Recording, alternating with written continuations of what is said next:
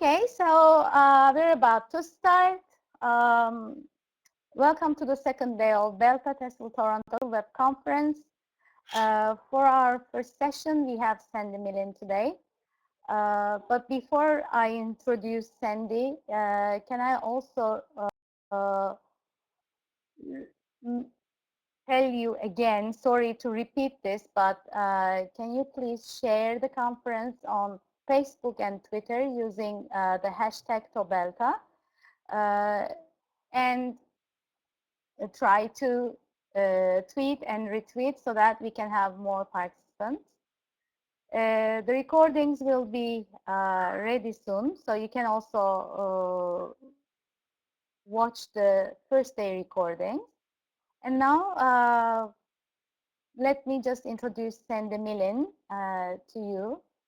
Although most of us know Sandy Millin from Facebook, Twitter, from her blog. And just a few words before we start. Sandy Millin is the Director of Studies at International House Sevastopol. She's very active in the online community, principally on Twitter. She is Sandy Millin. She also has a blog at sandymillin.wordpress.com where she writes about life in Sevastopol and what happened in her classroom. And now we're ready to listen to Sandy's presentation. Thank you very much, Ava. Okay, so welcome to my presentation. I'm going to be talking about student journals, about my experience of using it with learners, and also my experience of using it with as a student myself. The slides are all available on my blog at sandymillin.wordpress.com/journals. And you've got my Twitter handle and my email if you have any questions later. And all of these things will be repeated at the end of the presentation as well. So as Ava said, I'm the Director of Studies at IH Sevastopol. I've been here for almost a year now. I arrived in September last year. And before that, I worked in the Czech Republic and I worked in Newcastle.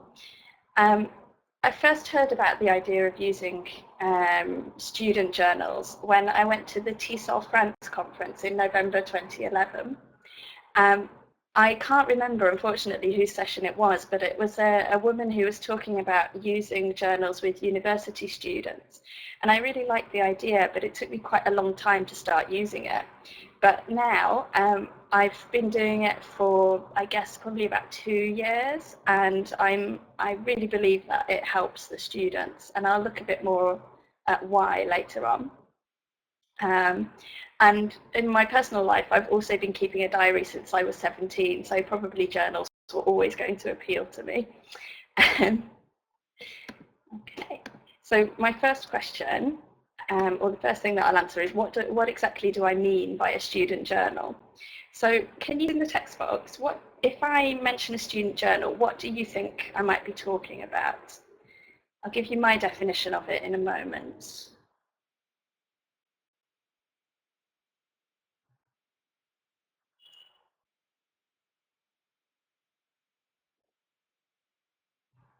So we've got notes about their studies, a reflective journal, a learning diary.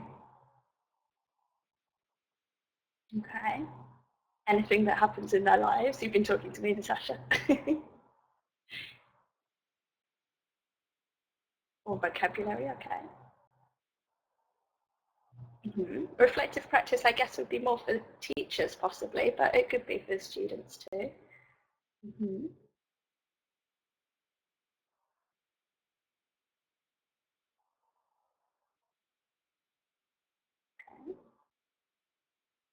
Just get 1 or 2 more ideas. Okay, articles, books. Okay, so hopefully what you'll see is that my definition of the journal can include all of those things at some point.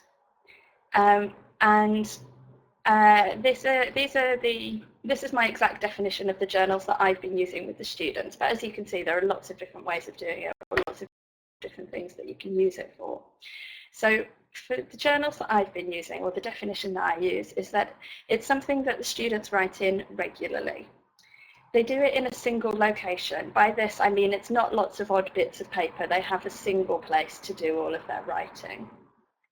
The journals that I've been doing are pretty much a conversation between the students and me, or between me and my Russian teacher. So for example, the students will write kind of a mini letter and I will respond to the letter and we'll both ask each other questions and answer them. So it's kind of like I describe it to my students as a kind of written conversation. It could also be reflective, as a few of you have mentioned, with students thinking about what they've done in class, although that doesn't tend to be the focus that I use. And ultimately, as you've seen, it's pretty much whatever you want it to be. So you can define it however you like. This is the definition that I'll be working with through the presentation. So if you decide that you want to use journals with your students, the first question that you need to ask yourself is when? When are you going to use it? Are you going to use it inside class or outside class? Now, I've just noticed that those pictures are very bright, so I'm sorry when the text comes up, you might not be able to see it very well. The original version, the pictures were faded out, but that's obviously not worked on Adobe. I'll tell you everything that it says, so hopefully you'll be able to see it.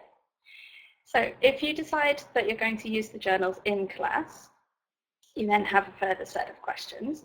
How long are you going to spend, how much time are you going to dedicate to it in your classes? With lots of experience of doing this with various different classes, the optimum time that I've come up with is about 15 to 20 minutes. Yes, sorry, you really can't see the text at all.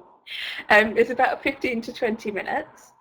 And once you've decided how long you're going to spend, you also need to decide when. And I tried doing it at the end of the class, but I found that if I did that, it very often got neglected, or the last exercise took longer than it should have done. And so the students ended up being rushed. They ended up with only 5 or 6 minutes and they could never write what they wanted. So I found it was much better to do it at the start of class. And what happened with one group that I did this with was they, as soon as they walked in, I would give them their journals and they would reply to whatever I'd written. So it didn't matter if there were some late students, it just meant that they had less time to write in their diaries, in their journals. And it was a really nice kind of unified way to start the class. There is the problem that some students, if they really don't like it, they might come late on purpose, but I never had that problem at all. Like, all of my students seem to like having a regular routine at the beginning of the class. You could also use it in class for fast finishers so that they can add a bit more to their journal whenever the other students are still finishing the exercise. So I've talked about when, but you also might like to think about how often. Depending on how often you have your classes, you might want to do it every lesson, which is what I did in Newcastle when I had 4 hours a day with my students. It was very good to have 15 minutes of that time spent on the journal. If you have maybe 2 or 3 90-minute classes a week with your students, then I think it's a very valuable thing to dedicate 15 minutes of your week to that. If you only have 1 lesson with your students, then you have to think about whether it's maybe better to do it outside class rather than in class. If you decide to use the journals outside class with your students, then again you have the question of how often do you want them to do it. So I would suggest weekly. I think weekly is a good, if you've only got a couple of classes a week with the students, it's very easy to say that, for example, the first lesson of the week, you would expect them to give you the journal every week. Angela and Man, I will answer those questions a bit later in the presentation. If I forget, please feel free to ask me again at the end of the presentation. So yes, you'll do it outside class, or you do it weekly. You also need to ask the question of whether it's going to be obligatory or not. It's if it's in class, obviously it's going to be obligatory unless the students are late all the time. If it's outside class, then you will have to be quite strict on whether you're going to, for example, include it in their mark for the year if they're being marked or not. These are all things to think about when you're deciding. And you also have to think about how much other homework they're getting. I find that it normally takes about 15 to 20 minutes to write in the journals. The students will produce different lengths of text within that time, but they'll normally spend about 15 to 20 minutes on it. So how much extra other homework are you giving them, and how many other calls on their time do you have?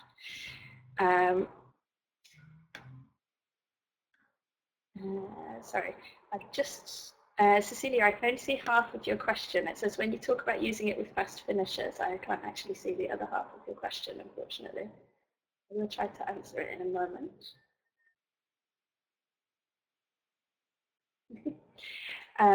Okay, so that's when. The next question is who. Who can you use it with? So I've used journals with a whole range of students. The ones that I used it with the most were adult students in Newcastle. So these are two of the classes that I used it with. My adult classes included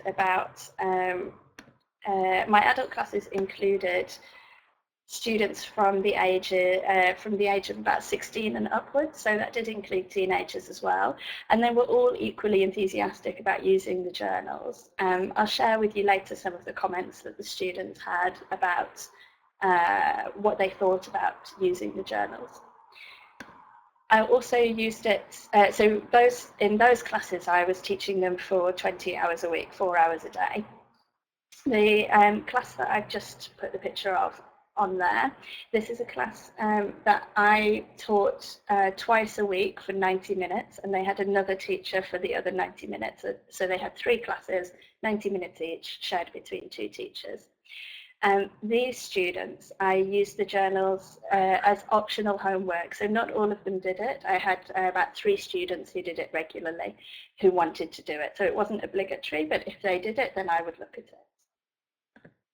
I've used it with my one-to-one student, Vika, so she's 17, and she loved it. She wrote 3 or 4 pages every time she did it. I think that age group, and especially girls, really enjoy the kind of journal idea. I've used it. This is another teenage group. Again, in this group, they had 2 90-minute sessions a week with me, and we sometimes used the journals in class, and we sometimes used it at home. But if it was at home, I only had 2 students who did it regularly. But again, they were very enthusiastic about using it.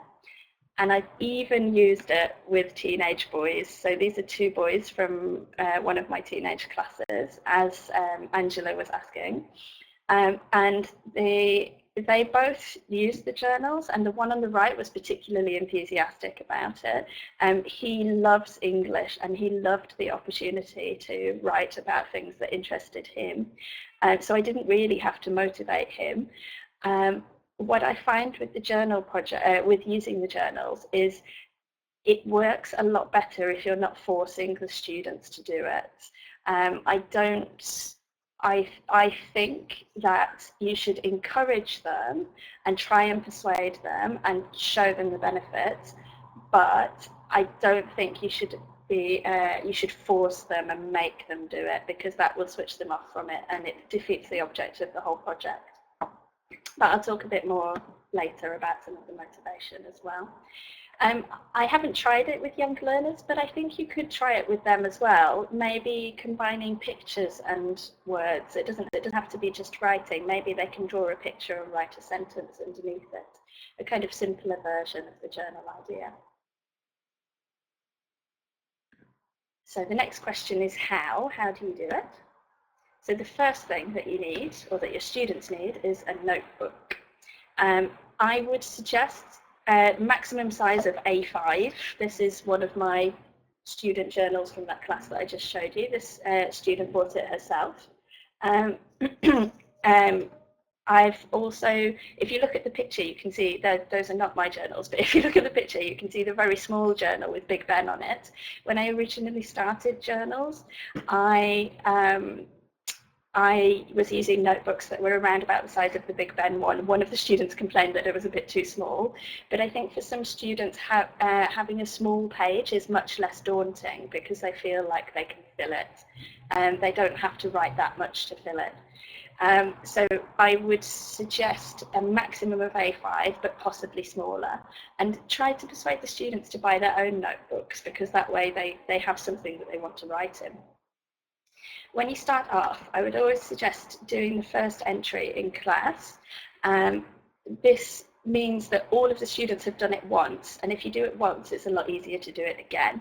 So set up the idea of journal writing within the class, spend 15 to 20 minutes with the students writing their first entry, collect it, respond to it, and then this shows students what to expect from the whole idea. The first step is the hardest both for the students and for the teachers. So once you've all done it once, it's much easier to be consistent later because you've tried it. The first time you do it, it's also important to talk to the students about why. I'll give you more reasons why later, but in the initial class, I would talk to the students about the idea that probably their speaking is very good because they've done a lot of speaking. This is something I was talking to Ella about recently. We speak all the time in class, and that means it's much easier to feel comfortable with it, and it's much easier to feel fluent with it. We don't do very much writing, which means that when you start doing it, you get scared because you haven't done very much. In terms of exposure to opportunities to write, they can be much harder for students to find than opportunities to speak.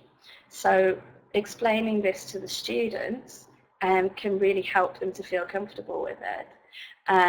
And it's also important to talk to the students about the fact that this is a regular idea, not just something to do once a month, for example, that the more regularly they do it, the more they will notice an improvement. And as Mariana says, exactly, writing can help speaking and vice versa, and that's something that I've noticed with my Russian. But again, I'll talk a bit more about that later. So the students have their notebooks, you've asked them to start in class, and then they go, what should I write about? This was a comment from one of my students, from Vika, the teenager who I mentioned before. It was good and challenging, but sometimes it's hard to make a new topic of writing. So on this slide, I'm about to show you lots and lots of different ideas for things that students can write about if you can't come up with things for them. Flora, yes, they're pretty much like blogs in a notebook, which could also be a way for students to think about it. So I always make the very first time that I do it in class, or the first time that students write in the journal, they always write in it before I do. And the very first post, let's call it a post, is about you. In fact, my Russian teacher calls my journal my blog because she couldn't come up with a Russian name for it.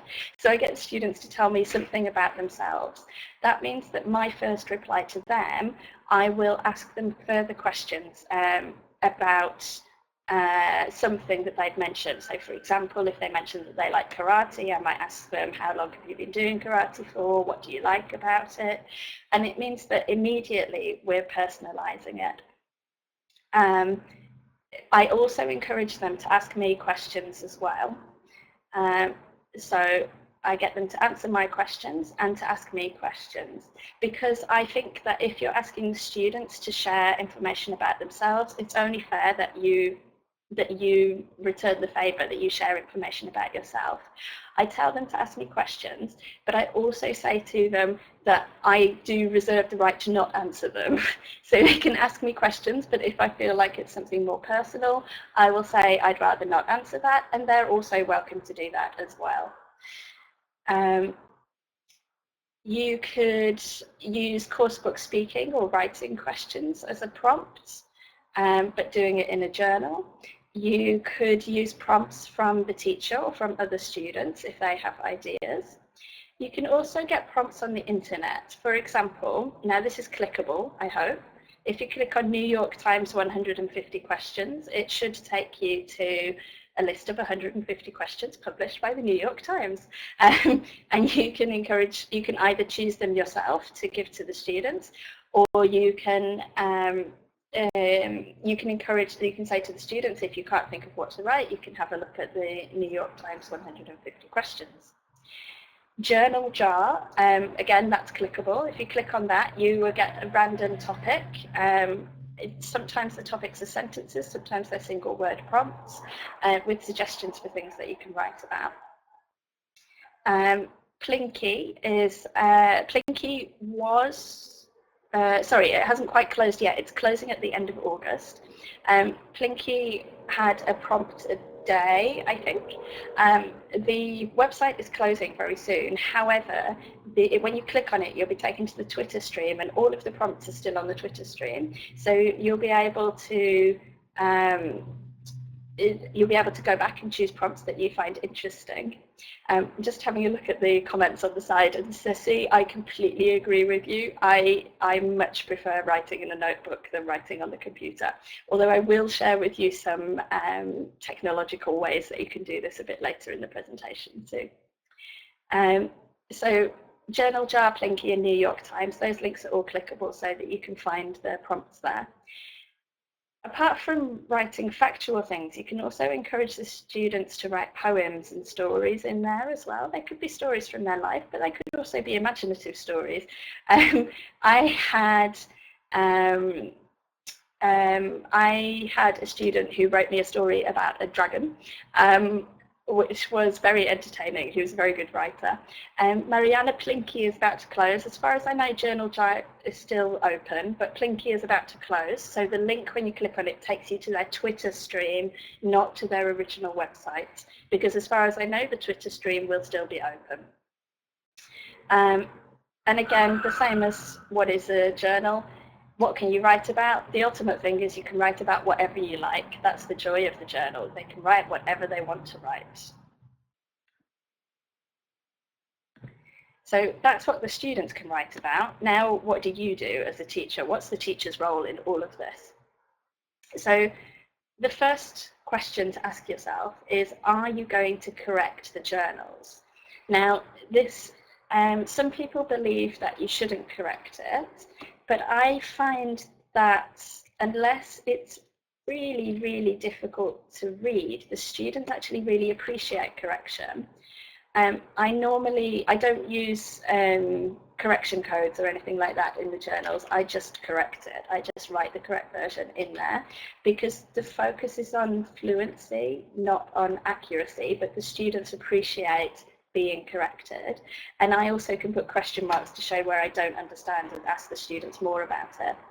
But I do ask the students whether they want to be corrected or not. I've never had a student say no, they don't want to be corrected. So just to kind of show you an example, I don't know, I'm just going to work out where the camera is. So you can see here is the journal, and you can see that I've got the corrections and I've just crossed it out and written the correct words.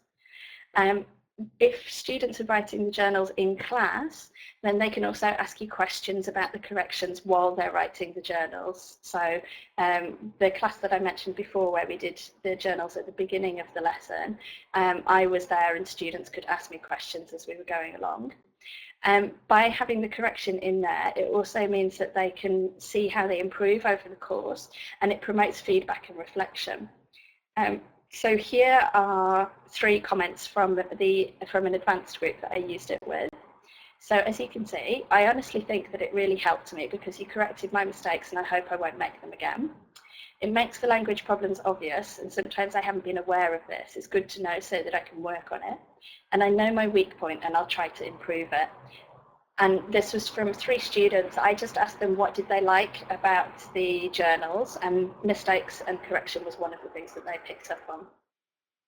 You also can think about whether you want to assess it or not, whether you want to include it in the assessment of the course. I've never done that because I've never had courses which are assessed. I work at private language schools, so we don't normally have that in there. But I think the most important role for the teacher is to provide content, to respond to the content of what the students are writing, and to answer their questions as well. And this is what one of the students said in relation to that. It's more interesting than other writing exercises because it implies a conversation between the teacher and the student. And I really noticed the rapport with the students. As soon as I started using journals, my rapport with the students and my knowledge of what the students wanted or what the students were interested in just improved so much. Jen, I'm going to talk to you in a moment about what you can do with the contents of the journal. And Mariana, it's up to you. I think assessment, you would have to have clear criteria. I tend to find that the students just enjoy the conversation element of it. And Marjorie, when I first heard about it, I first heard about it being used with university students. So it's definitely possible. But here are some of the problems that you might have with the journal. You've already mentioned reluctant writers. I liked it very much, but I was too lazy to write it. That actually came from Vika, from the 17-year-old. We did use the journals for about 6 to 8 weeks, and then she stopped giving it to me because she didn't want to do it anymore. But then later she asked me if she could give it to me again.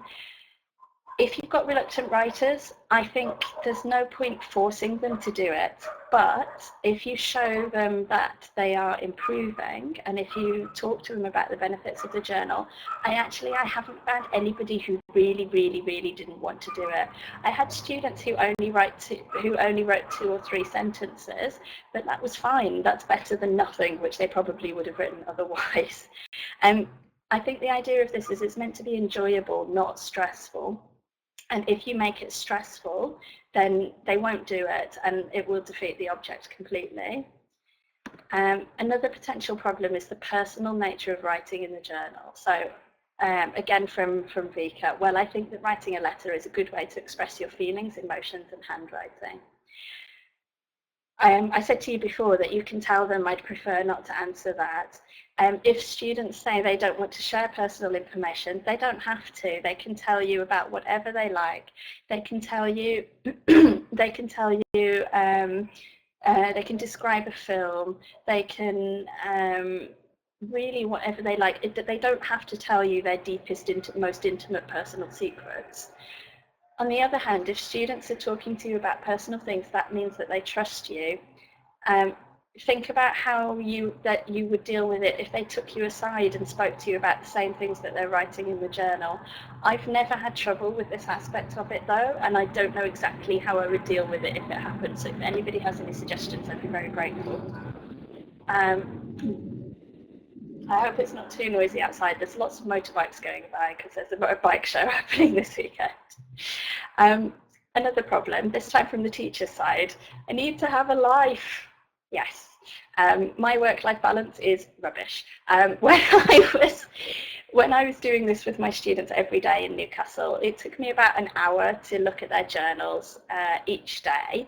However, I had 15 minutes planned every day, and the journals actually gave me a lot of fuel for my lessons as well. In terms of the time that you're dedicating to it in class, you dedicate a lot of time to speaking, to other skills. Why not dedicate time to writing? Again, it's something that for you to think about. And commitment. This is something that if you are doing journals, both the teachers and the students need to be committed to it. It does have a tendency to peter out. When I was doing it in Newcastle, it was very good because we did it as a routine every day, so it was easy for them and it was easier for me. Don't start doing journals if you aren't going to be committed to it. So I like the idea, Jen, I really like the idea of just choosing one entry for correction at the end of each week. I actually, my focus with the students was on communication much more than correction. And if I didn't have time, I would say to them, I'm sorry, I've just replied, I haven't corrected it. So that was one way to reduce the amount of time. But I did try to correct it whenever I had time. Okay, so why do journals? Everything that's here is comments from my students. These are all comments from an advanced class from, I think I had 8 different students. You saw a photo of them earlier on. So in all my other classes, I barely wrote. It's not very good because it's one of my sticking points in English, and therefore it was the perfect exercise for me. This student, when he first came to my class, he was incredibly overconfident. He was 19, and he was very advanced. He was pretty much proficiency level, but at that time we didn't have a proficiency class, so he was in with the advanced students. And I introduced journals about a week after he joined the class, and I was really surprised at how well he took to it. I thought that he wouldn't be interested in it at all. And so when I did the feedback at the end of my course and I got this comment from him, I was really pleased. So I think it's worth a try, and you might be surprised at how the students respond. So it helps them to focus on writing, as you say.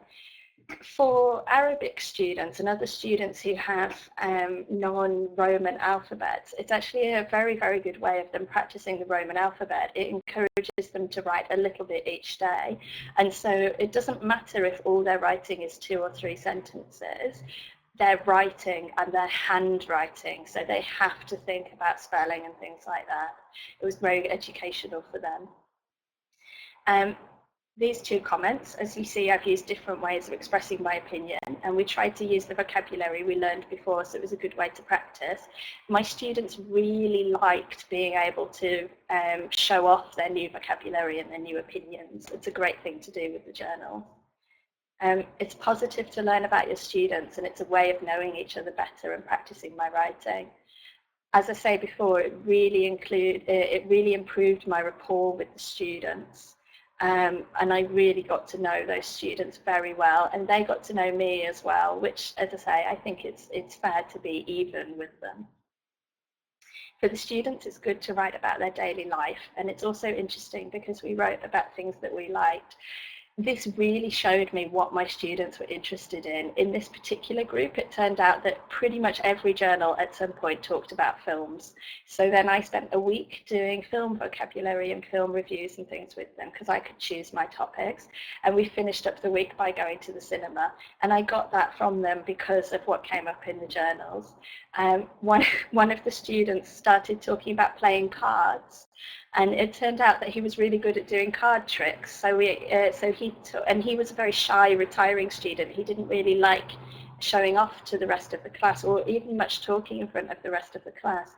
But I asked him to show me a card trick and in the break, and all of the other students gathered round, and it really boosted his confidence. And I found out about that because of the journals. I have no idea how I ever would have found that out otherwise. And the final thing, and what I think is the key to the journal writing, it's a piece of individual teaching in a large group. My group wasn't particularly large. I had 8 or 9 students, and I can imagine if you have very big groups, this would be much more difficult to manage. But what I really liked is that every day I was dedicating 10, 15 minutes to the individual students within my group, and that was so useful for both me and for them. So I think that's the most important thing about the journals. So you've collected the journals from the students, you've marked them. What do you then do with all of that language? What do you do with what you've learned from the journals? So here are some things that you can do. Sorry, these were 2 more comments from the same students. The journals are a good way to test students' writing, and you can immediately evaluate them for their writing skill. So it's great for needs analysis. That needs analysis can tell you things like the choice of topics that they're interested in, as I was just saying. It's an amazing way to find out how good or bad they are at spellings. When I did this with my pre-intermediate class, I had a spelling list in my own journal that I kept with me whenever I was marking their journals. And over the course of, I guess, about 2 months, I think I collected 150 spelling mistakes from their journals. So they would write their journals, and after they wrote their journals, we would have a mini spelling test every day with 5 words. So they started to appreciate that spellings might actually be important, because I think we're quite guilty as English teachers to not practice spellings explicitly with our students. We don't tend to focus on it very much. And I don't know about other parts of the world, but English students, when they're at school, or English kids when they're at school, they have spelling tests again and again and again. So between the ages of, I guess, 5 and 11, I had a weekly spelling test of 10 words every week. And even then, a lot of English people can't spell. Our students have got no hope sometimes. I'm always impressed when they can spell because of how little has probably been spent on spelling. So it's a really valuable way of practicing their spellings. Once you've got the spellings, you can also play games with them. So if you click on the photo, you'll see my favourite spelling game, which I made up because of the journals. This was another group that I used journals with. And the link will take you to a spelling game. It doesn't have a name, I just called it the spelling game. You can also use grammar auctions if you collect particular mistakes.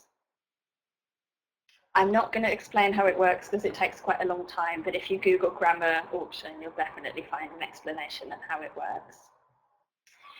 You can identify gaps in the students' vocabulary and you can teach them. This could be to do with collocations, for example, that the students have no idea which prepositions go with the whole set of verbs. It could be connected to particular topic areas. For example, when we were talking about films, I found that the students were very good at basic genres, but they weren't really good at more specific film words, things like they wanted to talk about the script or they wanted to talk about the soundtrack and they didn't know that, and so that fed into my classes. It's also very good punctuation practice. You can spot all the capital letters and the commas and things. And as I was saying before, it's very good handwriting practice. Because if you keep giving it back to them saying, I can't read this, they have to write better. You can also, based on what you're reading in the journals, you can also start to give the students personalised homework. If you find that particular students have problems with particular areas, you can assign them homework connected to that. And I think in Lizzie's presentation later, she's going to talk to you about Edmodo, which is a great way of assigning personalised homework. So I won't talk to you about that. But Edmodo is a good way of doing that, which is edmodo.com.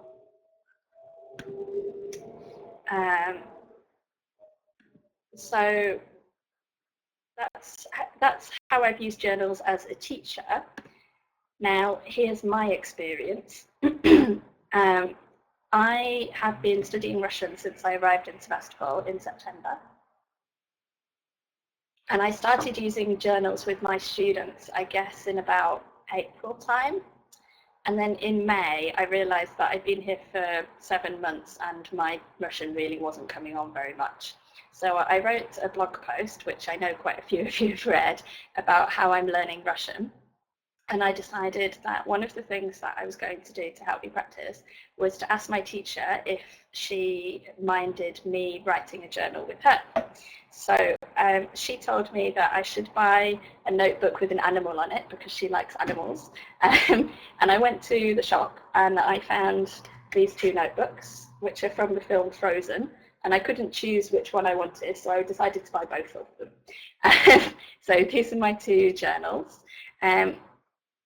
And I started writing a journal in one of them, which my teacher now calls my blog because she couldn't come up with a Russian name for it. And this is what my journal looks like. So you can see my teacher's handwriting, and I asked her to correct me as well. Please, bear in mind, I started studying Russian in September. So that's a lie, actually. I started studying Russian in October. So I'm I guess I'm probably about elementary pre-intermediate level now because I'm motivated and have language learning experience, and Mariana, yes, frozen. You have to, if you want to do things like this, you have to buy stationery that you like. So you can see my teacher's corrections in the journal, and you can also see some highlighting which I've done of new words. Those were words that I had to look up in the dictionary. But I try when I'm writing to just write, to not look words up. But if I do look things up, I highlight them so that I can identify them later. Now, I had 2 notebooks, so I was trying to decide what to do with the other one. And because I'm a sad language learner and a sad language teacher, I decided I would be a good girl and that I would rewrite them. So I came up with a correction code, or with my own correction code, which is slightly longer than the photo at the moment. And then I copied out each entry that I wrote or any other writing that I did into my journal and highlighted it all in different colours. It takes time. I have no life, I've said that before, but I have learned so much from doing this. I've just examples of what I've learned from it. The letters comfortably. When I first started doing it, there were certain Russian letters that I had real trouble writing, but now that I've been doing it for a while, I can write all of the Russian letters now without thinking about it. I don't have to worry about it, so my letter formation is fine. My teacher's been writing in there, so I've got a bit of practice at reading Russian handwriting. She does write very clearly in here, in the journal for me, but sometimes there are certain letters which are different and that I have trouble reading. And it gives me practice at reading the handwriting. My spellings have improved. There are spelling mistakes that I used to make at the beginning, but because I copied them out and highlighted them, I now no longer make those spelling mistakes. I've added a whole new set of other spelling mistakes instead. And also with case endings, Russian is a very inflected language, so I've started to notice case patterns where I was making mistakes. Because my teacher's writing in there as well, I can steal lots of language from her. I can go, oh, that's a nice phrase, and I steal it and copy it into my vocabulary notebook. And I get all of my phrases and collocations from there. And I can also notice grammatical patterns, either ones that I've made a mistake with or ones that my teacher has used. And I just generally, I found it to be very, very useful. We have 2 lessons a week. If I have time, I try to do the journal every week, but because it takes me time to do the rewrites, I actually probably write it about once every 2 weeks. I don't think it matters that it's not every week. The important thing is that I'm doing it, and I find it very, that I'm interested in it, I'm motivated, and that I've learned a lot about my teaching from it. Marjorie, it may well be called parallel writing. I've not heard that term before. It might be. I've not seen that one before. But yes, as you can see, like I really like it as a student as well. So a few people mentioned before that it's like blogging. You might want to say, how can I take this into the 21st century? My students would never want to write in a notebook. I haven't found that, but it's very possible. So here are suggestions for a couple of apps. I've never used either of these apps, but you could try Day One Journal. It looks very nice. You can add pictures and things from it. There's also an app which is called Penzu. I forgot to make these clickable. You were supposed to be able to click on them and go to the app, but you can Google them and find them. It'll be very easy to do that. And as people have said, that you can also, it's also like a blog. So if you want to, you could make it a blog. It doesn't have to be written in a book. Find the way that works for your students and use that. It's, as I said before, it's supposed to be enjoyable. It's not meant to be a chore. So if your students want to type, let them type. So that's my experience. Here are some other links. The first link, and these are all clickable. The first link is a bit more information about writing journals with my students. There should be an S in there, sorry. Adam Beale has a blog called 5 Against 1, and he does a lot of work on dogme, and he used learner diaries as a way of reflection on the dogme lessons. So there's this whole series of posts about them. I'm just giving you a link to one of them. There was an ELT chat about getting the most out of student journals. So if you don't know about ELT chat, it's a conversation that takes place on Twitter every Wednesday. It's a 1-hour conversation which anyone can join in with. And the conversations are then summarised by some lucky winner afterwards. As far as I remember, this one was summarised by Lizzie Peenard, who's actually talking in the next slot of the conference. So you can see all of the comments about using student journals and further links in there.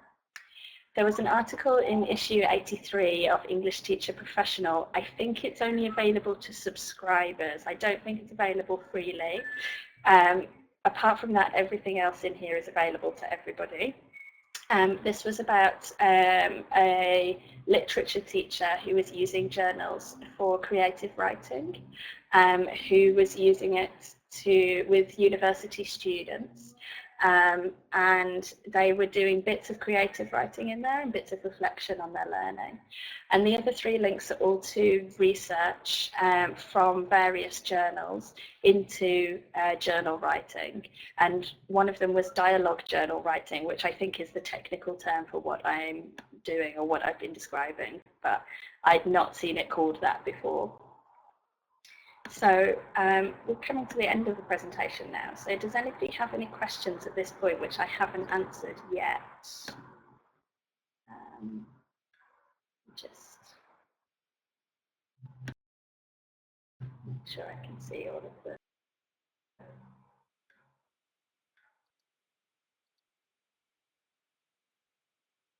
So Cecilia, you asked about using the journal with fast finishers. It becomes a routine that you say to them if there are students who regularly are fast finishers, you just say to them, okay, now look at your journal. You don't have to give them a new task. They can respond to whatever they were doing before, especially if you normally give it to them as homework. They can do it in class instead of outside class. Can I specify what I wrote in the response section? Okay, I have a journal from my pre-intermediate students at the moment, so I guess between us, so this is her journal. I'm supposed to be marking it at the moment, which is why I've got it. I was very impressed that, first of all, I would never have bought this notebook for my student. It has big trucks on the front. She's a 20-year-old girl. I would never have bought one with big trucks. You learned a lot about the students from their choice of notebook. I asked her to give me a comment about writing the journals, and I'll paste it into the comment stream now for you to have a look at. So she said, I like the idea of journals, especially as I like to write on paper. Sandy checks my journals, corrects my mistakes, and I can see my regular mistakes. I know what I need to learn again, and I try to fix my mistakes. The journal helps me to learn and remember new words and phrases. I write them and remember, and if I have mistakes in new collocations, Sandy will correct them and I'll remember a fixed variant. I don't have any problems with the choice of themes of conversation with my teacher. We talk on different themes, starting with botanical gardens and finishing with diets. And so when in the response section, basically I respond in the same way as I would respond to a letter. I find something interesting that the students have mentioned about, and I respond to that. So, for example, if they've asked, she was talking about economy and law, so I replied, she was telling me about the problems with economy and law graduates not being able to find jobs, and I replied by saying we have the same problem in the UK and described some of the undergraduate subjects where students had trouble. And then she told me that she'd been doing biology and hated studying plants originally, but then became a plant biologist. Made you change your mind? And that led on to 2 pages from her, 4 pages from her actually. And then she was saying she didn't want to hurt animals. So then I shared some information about BBC podcast, for example, that she could listen to. So really the main thing is that I'm responding to the students equally. So this is what my student wrote. You can see it's 2 pages, and then this is what I wrote back to her. So it's not a short thing. I've written 2 pages back to her. It is time consuming, but Mariana, I think if you have 150 students, first of all, it's highly unlikely that all of them will do it. I have 13 in this class, and I've got 2 that do it. If your students are interested, they'll do it, and you'll spend time on it. But you can also say to them, it depends on how strict you want to be with the timing. You just I say to my students, do it when you have time, give it to me, I'll give it back to you when I have time. So it's up to the students, and it's up to you as to how much time you have available. Are there any final questions?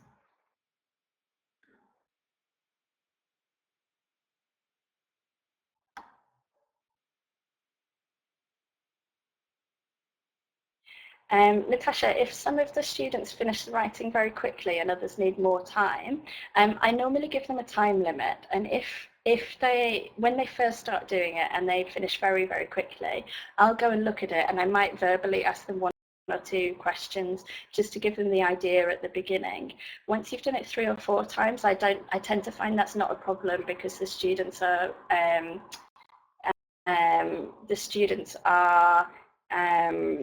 used to writing a bit longer, or I will give them some kind of task based on something that I know they have trouble with. For example, with the Arabic students, they might, the Arabic writers, they would write 3 or 4 sentences, and then they would finish.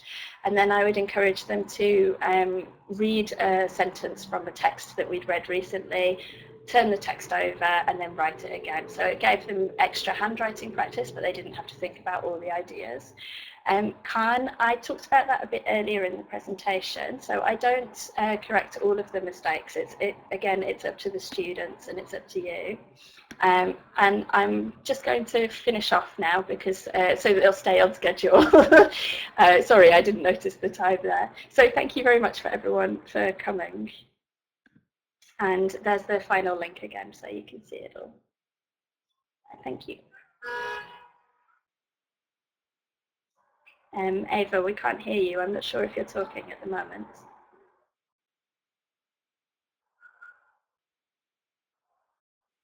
Thank you very much, Sandy. And this, as I said, this was a very inspirational presentation. You were great. Thanks a lot. I've got lots of ideas for the coming year, and I'm going to use journals with my year 12 students who are getting ready for the university entrance exam, and they're studying English especially.